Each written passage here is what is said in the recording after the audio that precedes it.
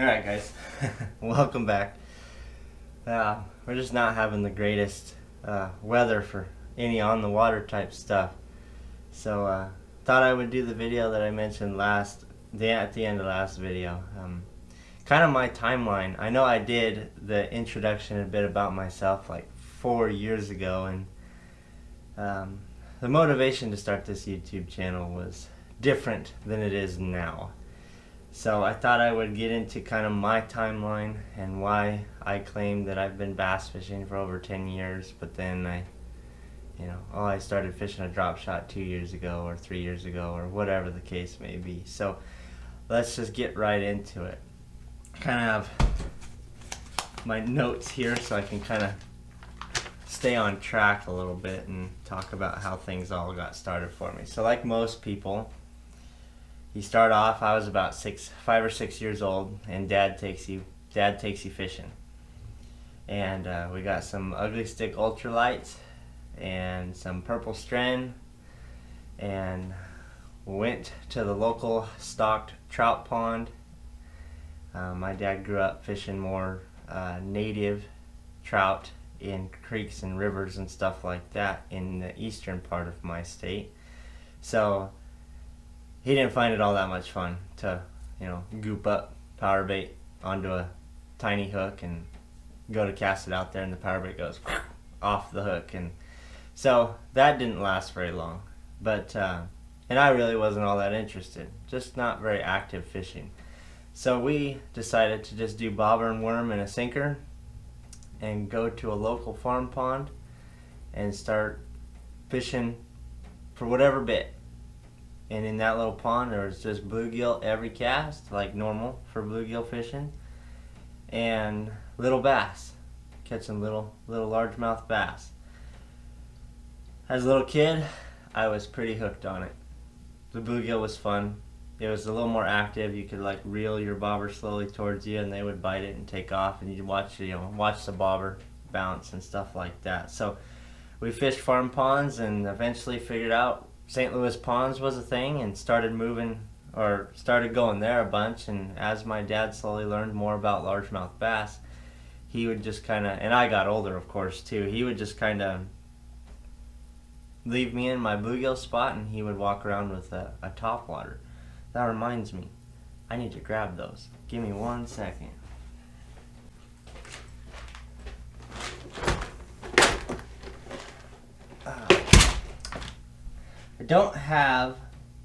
I have one that's nowhere near the right color, but so my dad used to always run around.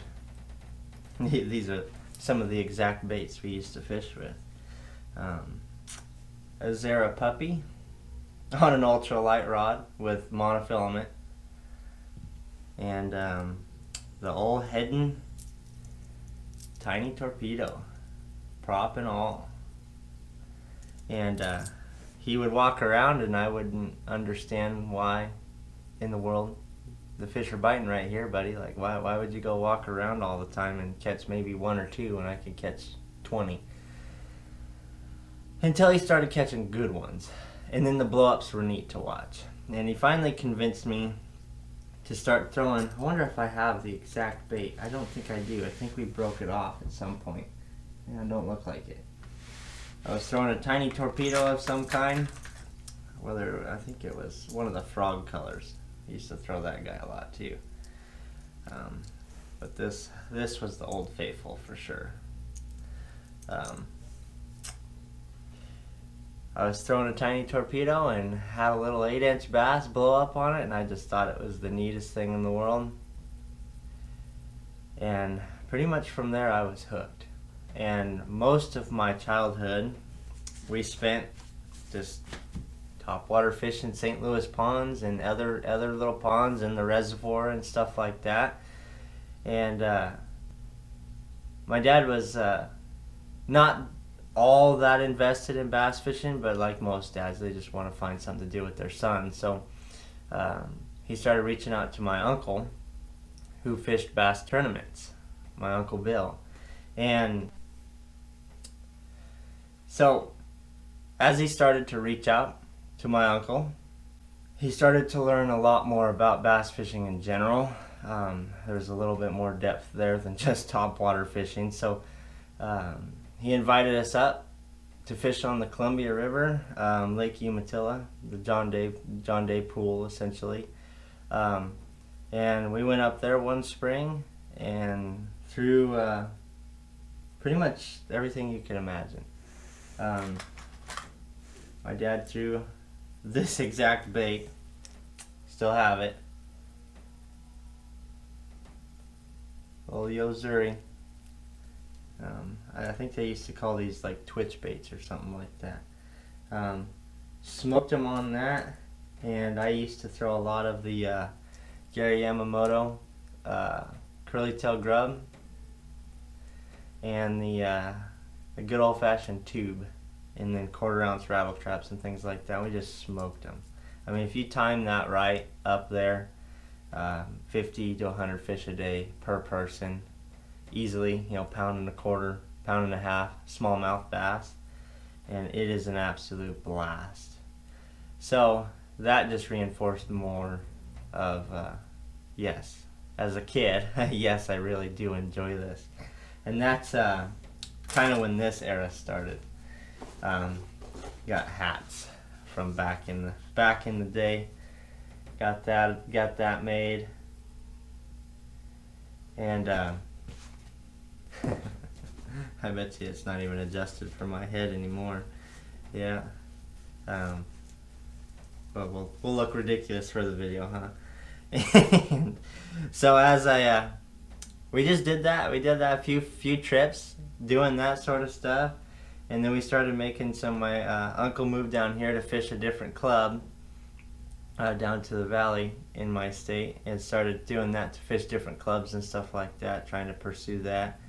And as time went on, you know, you want to branch out, right? And when you're branching out and stuff, you know, here's the other old fishing hat. Dogs have gotten it, chewed it up. It's been dunked in, I mean, every pond and river you can imagine. I wanted to branch out. I wanted bait casters. I wanted multiple rods. I wanted to do different things. I wanted to get more versed in fishing, and of course I had no bank account, and well, my dad was not all that versed in it, and he just wanted me to, you know, just throw what you got and go from there, and you can buy stuff when you're making your own money. But one day I finally convinced him to get me a bait casting rod. And we were at a local rod and reel shop. I still have it. Local rod and reel shop. Bought me this 6-foot medium action Abu Garcia balanced action. I don't even know what the model of this one is. The guy had it up there for $5. I think he probably just took it in on trade or something and redid the guides. And we paired her up. What do we got? An Intera, Inertia, Finesse, Pinnacle, Walmart Special. And we paired this sucker up and we went fishing. And needless to say, I don't even know if I can get this on here anymore. Needless to say, yours truly blew up and spent a lot of money blowing up spools of line. And it got to a point to where, for me, there you go, there's the combo right there. That's the very first bait casting combo Bassin Northwest ever fished with. For me, I just wanted to branch out and branch out and branch out and try this and try that, and about as far as I got was shaky heads. My dad finally convinced him to buy me some shaky head stuff. Just terminal tackle and worms to shaky head with, and I never caught anything because back then I didn't know it was a dragging technique. I thought it was a shaking technique, hence the name, right? And so I didn't catch much of anything on it. And once most kids, teenagers especially, get into high school and things like that, they lose interest in all those outdoor activities. You start chasing girls or whatever the case, and just doing different stuff. I started doing all sorts of different stuff, riding pedal bikes and dirt bikes and all that sort of stuff. So fishing really got put on the back burner, big time.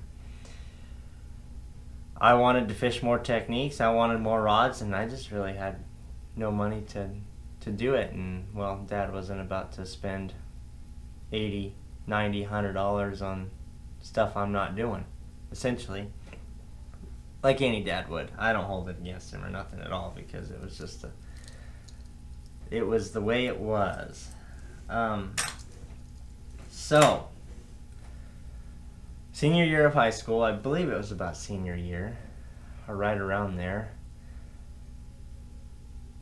I just pretty much, I'll be completely honest, I got a bad case of senioritis and I just stopped going.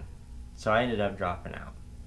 And when I dropped out, I went to work, of course, because that was the, ultimatum with the parents, yeah, if you're not going to go to school, you're going to go to work and pay your own freaking bills, right? So I went to work, and one faithful night on a weekend, after I started just dirt bikes and stuff like that, just started to not be much fun anymore, because the upgrades that you wanted to do to your stuff was just a little out of reach, always just a little out of reach. And I was like, well, what can we do that's just fun to go do? And I thought, well, let's just, I was just a YouTube fanatic back then. I watched everything on YouTube. I didn't even have cable TV because I didn't feel like it was necessary to have it. I was all YouTube all the time. And it's kind of still that way now. I don't watch TV. I watch YouTube. And so, simply put, bass fishing on YouTube, and you got videos like John B that popped up. You had one rod, one reel, flare. Then Lunkers TV came on a little later. You had Bass Resource, which is, I think, they're here on the West Coast somewhere. What else? We had Lucky Tackle Box was one of the biggest ones that I started watching their first thing, because they were selling you the Lucky Tackle Box subscription, right? And that was cool. Like, what? That exists in the world now? I had no idea. I just randomly typed in bass fishing. And I just thought it was really neat. I was like, this is really cool, and it kind of rejuvenated the passion for me. So I decided to start investing heavily in bass fishing again, because, well, it's on my own dime now. I'm working. So I started buying rods and reels and $300-$400 Cabela's trips. Hundreds of dollars at Tackle Warehouse. I mean, I don't know how many shirts from Tackle Warehouse now. Oh, bait casting equipment, spinning equipment, drop shot stuff, just stuff I never got to fish with, really. And learned how to fish all that sort of stuff. And towards that era, I got more immersed into the tournament side of things, and I'm sure you guys have seen me wear this hat.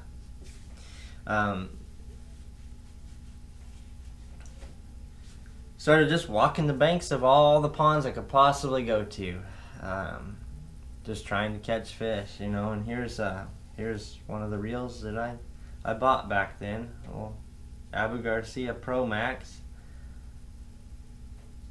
I think it still has 17-pound Suffix monofilament on it.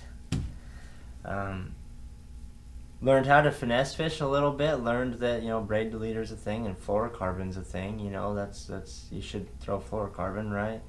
And just started kind of developing like most young kids do, just figuring it out, and started doing little booklets of all the places I go to kind of keep track of the bites and the time of year and stuff like that. And what do we got? We got Minnow Brown. We got the reservoir. We got Riverfront, which is the local river that we fish off of, or fish on now with the boat. We got St. Louis ponds, and we've got the local Quarry Pond that gets stocked with trout 17 times a year. And one faithful day, I decided I got a rod in my car. It's got a spinnerbait tied on it. let's just go fish that pond. And I ran into a kid that essentially was, I mean, I would go as far as to say a fishing mentor for me.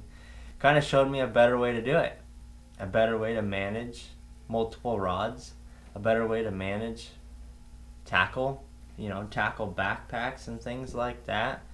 Braid deleter for spinning rods, and the sensitivity that's there, and tungsten weights, tungsten bullet weights and stuff. And really, we pounded the ponds after we met. We fished and fished and fished and fished and fished and fished and missed a bunch of work and called out sick like all kids do. And eventually one day I kind of got a decent repertoire of rods together, and we were just pretty much catching them. Nothing big. We weren't trying to catch big fish. We were just trying to catch fish. And he convinced me, you should start a YouTube channel. And this was when I wasn't working. This is when I stopped landscaping and was still trying to get out and fish. And the girlfriend was working for us, and I was trying to get the career job, which I ended up getting towards the end. But I started YouTube back then because you could make money right away. You didn't have to have the 4,000 view hours or 1,000 subscribers or whatever it is to do that. So I was like, oh, I'm just going to jump on YouTube and try and be Joe Schmo or whatever. And that's why my videos 4 years ago are, I mean, every YouTuber says it, right? A little cringy. Yeah. And full of interesting information, to say the least. It's fun to go back and watch those. So he convinced me to start YouTube, and we started fishing. And I kind of just, over the years, I fished real kind of early in the year, and I don't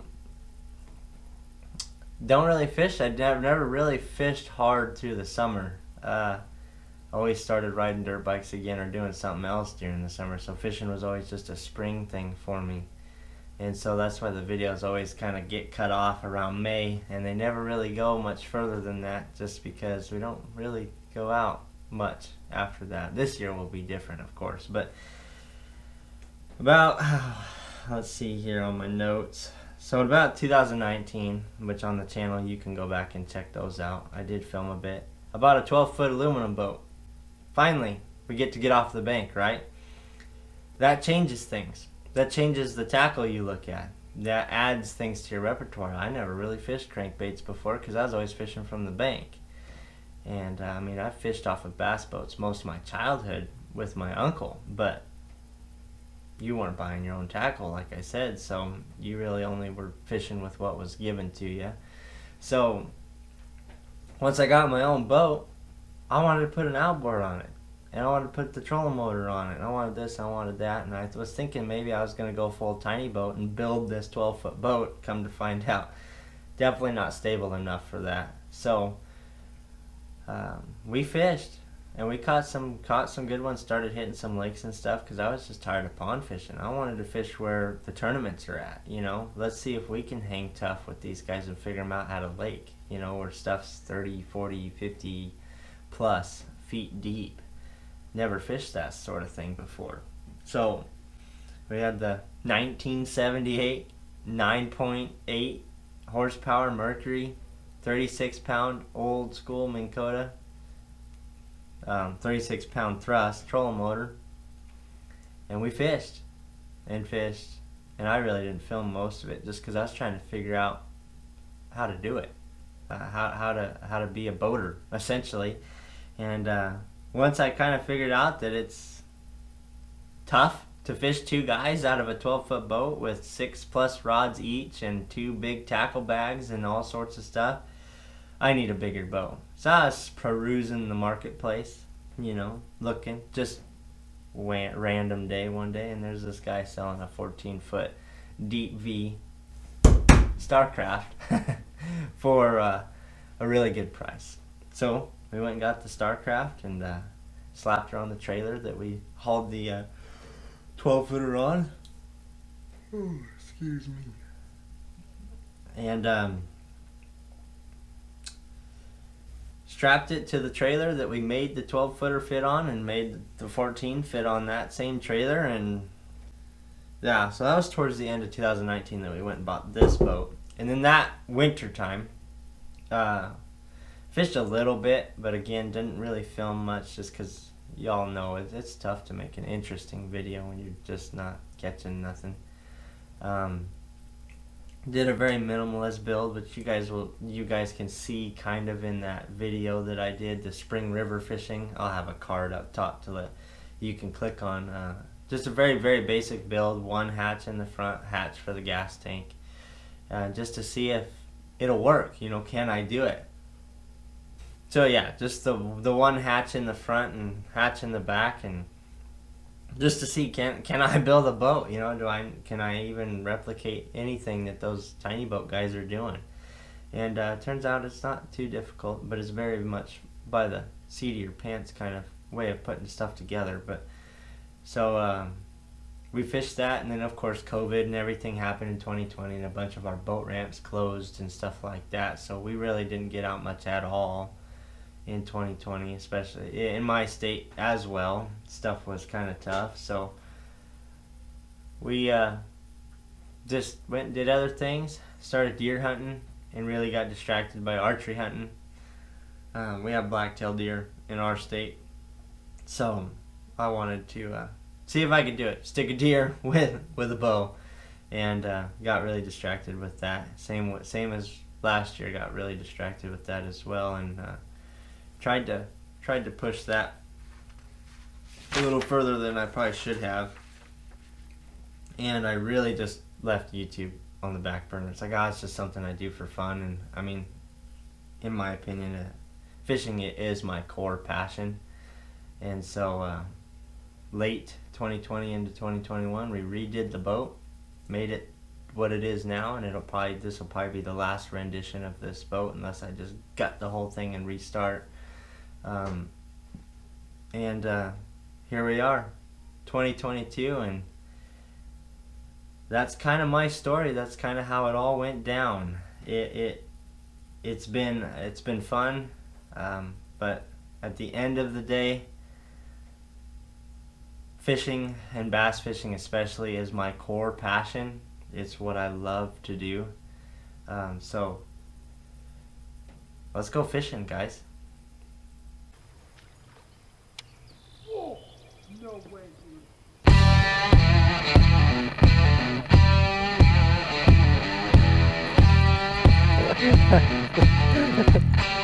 This is too much fun. Solid chunks.